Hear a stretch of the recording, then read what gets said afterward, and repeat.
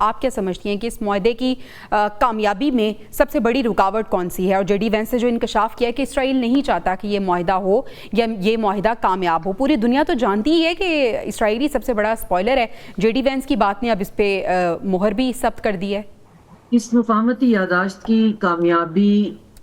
कामयाब ना होने की सबसे बड़ी वजह इसके सारे ही पॉइंट्स हैं, और इसके सारे पॉइंट्स का ईरान की फेवर में जाना है और अमेरिका का उजलत में इसको साइन करना है। और जेडी वेंस इस बयान से पहले कल या परसों जो है, if I am not wrong, वो ये बयान भी दे चुके हैं एक टीवी को इंटरव्यू देते हुए जी कि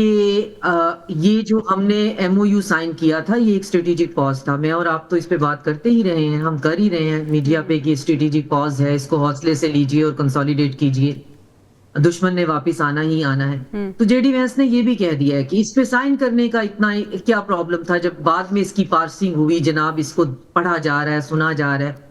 तो अमेरिका के अंदर भूचाल मचा हुआ है कि जी ये ट्रंप क्या साइन करके आगे। तो ट्रंप बेसिकली जैसे रशिया का कहना है कि जी ये नॉन एग्रीमेंट केपेबल हैं, तो ये नॉन एग्रीमेंट उनके लिए एग्रीमेंट करना ना करना, उनको एक स्ट्रेटेजिकली उस वक्त के लिए एनर्जी क्राइसिस के लिए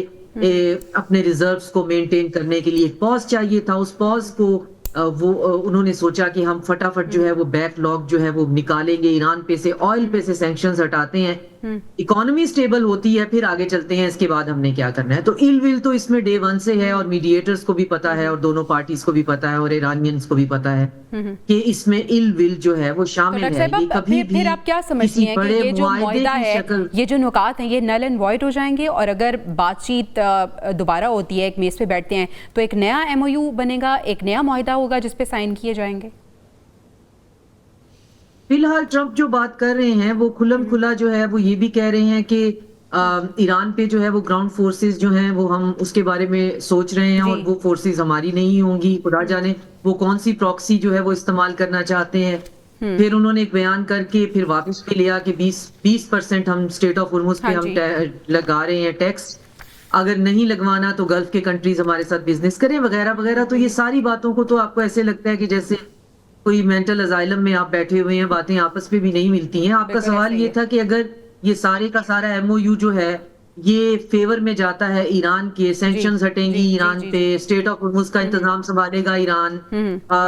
पैसे मिलेंगे ईरान को, तो फिर अमेरिका क्या लेके जा रहा है? तो मेरा ये ख्याल है कि यकीनन अब अगर ये दोबारा बैठते हैं अगेन, बैठने से पहले मैं आपको कह रही हूँ वो स्ट्रेटेजिक पॉज होगा, उसमें अमेरिका की इल विल शामिल होगी। वो सिर्फ एक वक्ती पॉज के लिए दोबारा बैठ जरूर जाएंगे, लेकिन कुछ ना कुछ जो है वो एक नई बात लेकर बैठेंगे, और शायद हम सबको भी पता है कि एटलीस्ट इनको बैठ जरूर जाना चाहिए, और ईरान यही बात समझ नहीं रहा है। ठीक है।